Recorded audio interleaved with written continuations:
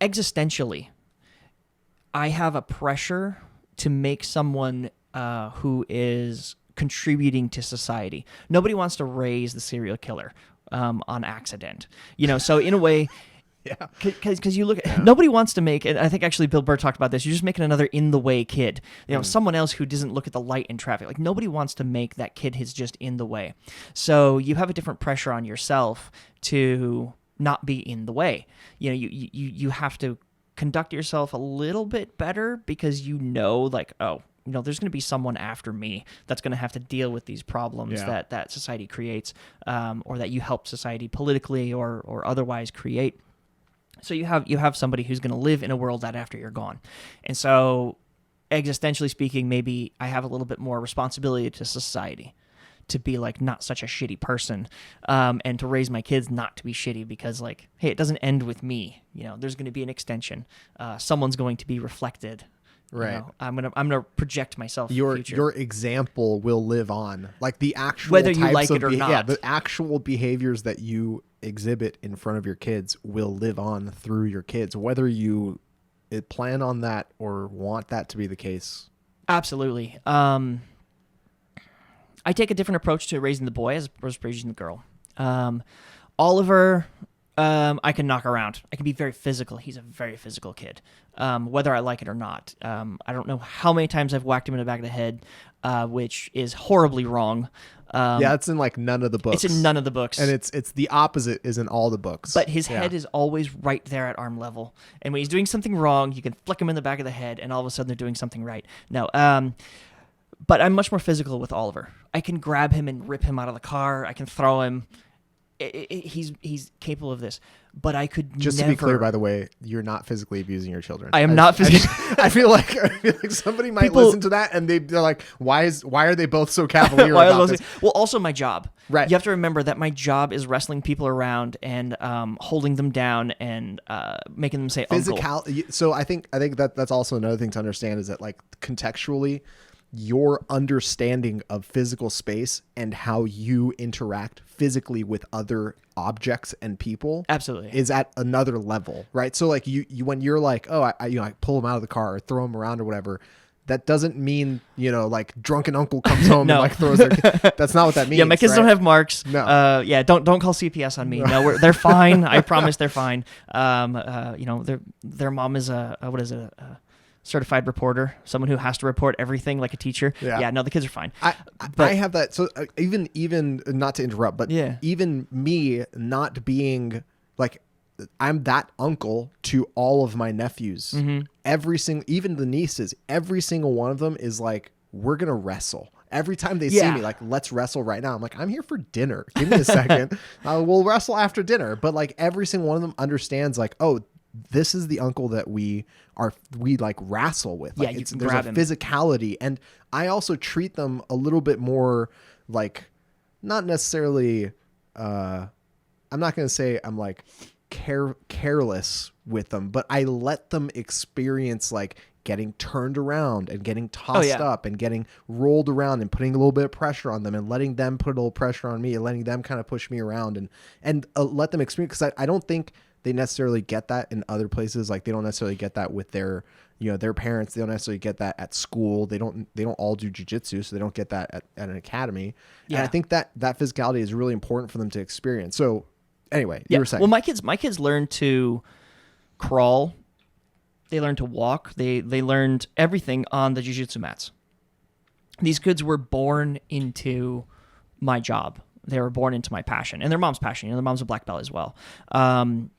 Very, very, a very good one. So my kids learned physicality from me and just my job. They've watched me from day one do jiu-jitsu, throw people around. And so they have an understanding of personal space. They have a different understanding of being grabbed and pushed around and stuff like that. But anyway, how physical I am with my son, I'm very different physically with my daughter, because I think that, number one, boys and girls are different. We tried very early on to be non-gender specific. All the gender specific toys, all this stuff didn't make a damn bit of difference. The kid's going to make a sword out of anything, and she is going to knit, and she's going to finger knit clothes for her dolls. That's just the way it is. They get that from somewhere. But I look at, Margot and how physical I am with her. I mean, I have to set like really clear boundaries. Like the day someone grabs you, like, oh, for example, they're sitting on the couch and fighting, and she's like, "Get off of me, get off of me." And I tell her, I'm like, "Listen, you say get off of me once. The next time you say get off of me, it's followed with a strike. Like I will, like, what am I supposed, because No, I of don't course. know what else to do." Right. You You have to teach her. It's like an interaction with the outside world that she has to kind of come to terms with, which is you're responsible for your safety, Absolutely. your privacy, your space. Mm-hmm. Your physicality is your responsibility. Yeah, and Oliver has to learn as well that when he steps over that bound, that there's a negative reaction. There's for repercussions. There's repercussions for overstepping your bounds physically. And I'm like, there's a time and a place to be physical. There's a time and a place to wrestle. There's a time and a place to play. There's a time and a place to fight. And so, like, I work very hard at teaching those so that they can carry that into their teen years, so that Oliver knows, I don't get to fight outside of this right situation, and she knows that, hey, look, if we're not playing, then keep your hands off me. I think learning jiu-jitsu is going to help them too. There's 2 books out there that are wonderful for anyone to read. They are by... It's The Gift of Fear, and there's another one that he wrote later on. Gavin DeBecker wrote these books. And when I found out I was having a girl, I was renting out the academy to this company, which is an executive protection company. And they're the forefront people on, the forefront scientists or whatever, authority on assault.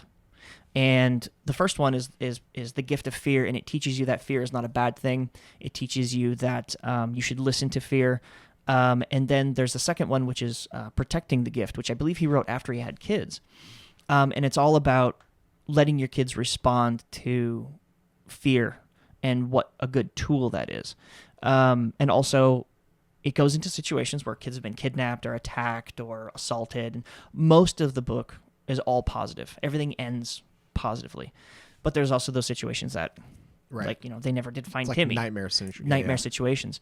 And so I took that to heart, and I really kind of focused on, like, okay, how do I protect my kids? How do I allow them to protect themselves? And so a lot of the philosophies you see with jiu-jitsu and things like that, they do reflect well on parenting in that situation, because parenting is raw. Parenting isn't leave it to beaver. It's not the 50s anymore. It's not the 60s anymore. I used to be able to go outside and play all on my own. Had to come home when streetlights come on. You hear that story all the time.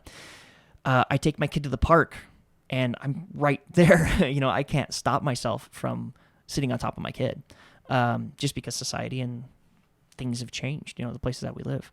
I would have actually assumed it's the opposite for you. It's interesting to hear you say that, because I would have assumed, because you have this, history of learning, how to defend yourself, how to defend others, what your body is capable of doing, and that you've raised your kids in that context. They might not necessarily understand what they've absorbed from that, but they've absorbed something from that. Mm-hmm. I would have assumed that you would be a little bit more like laissez-faire with allowing them the space to be a little bit further away, allowing them to be, because you would ostensibly have more confidence to being able to deal with, surprise situations. But it sounds like it's the opposite. No, it's a process more than anything. Every time you go somewhere, every time you do something, you let them go a little bit further to what your gut comfort level is. But you always have to remember, like, hey, if I have to reel something back, I have to reel it back really fast. I've seen my kids get hurt. Oliver has had 2 ambulance rides, busted toes, busted fingers, things like that. But you give them enough room to hurt themselves, but not really get in too much trouble. And every year they get older, every year they figure things out, you give them more space. You let them get further away from you, a little bit further away from you, a little bit further away from you, but you always have to have this gut feeling of, okay, if I need to rewind this, I'll rewind it really fast. Like, how do I reel these kids in immediately? Actually kind of goes into the language thing, because they understand what the tone of your voice sounds like when things are a little bit more serious and like need to be immediate. 100%. If I say you need to get here right now, or like get over here, like they'll come over. But if I say like, come on guys, get your shit, like get your shoes. Where are you? Get over. They're gonna lollygag. So then on the other side of that equation, how do you get your kids to understand that you are allowing this freedom for them to, make decisions and like really you're allowing freedom to fail, right? You want them to succeed, but they're going to learn a lot from making the wrong choice as well. But at the same time, you're kind of like curtailing the tail ends of what could possibly go wrong. You're not handing them a knife. You're not handing them like, a flamethrower. You're like, do you want to play with X or Y? Do you want to go in this direction or that direction? And you understand what the consequences are. How do you get them to understand that it's okay to like come back and check in and see how things are going with, their decision making with you? Or do you even want them to do that? They don't know it. Okay. You don't know it. A lot of this is like accidental, or I think a lot of it's actually kind of subconscious. I don't really think about these things actively as I'm doing it. Of course. It just kind of happens. And you'll be really surprised at how often they come back and say, hey, I'm having trouble with this. They get to a point where they fail and then they come back for help, or I can't do this. How do I do this? It's a very, Oliver, my son, he's coming up on 4, so he's a little bit not advanced. He'll get frustrated with something and then he'll drop it. And I'll be constantly telling him, what good does that do you? He got mad at the Nintendo and he threw the Nintendo. I'm like, okay, what did this accomplish? Right. And then like the Nintendo sits there on the floor because he can't reach it. I'm like, it's busted now. Like, what do you... That's it. And they're not going to recognize it right away. I'm hopeful that by the time like they're 10 or 11, they're looking back at it and going like, oh, okay, it's like a subconscious thing. I never really thought that when I get frustrated and I throw something, it doesn't help my end result.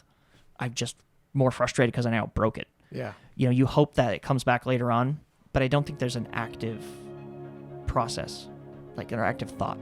No one recognizes that they're doing it.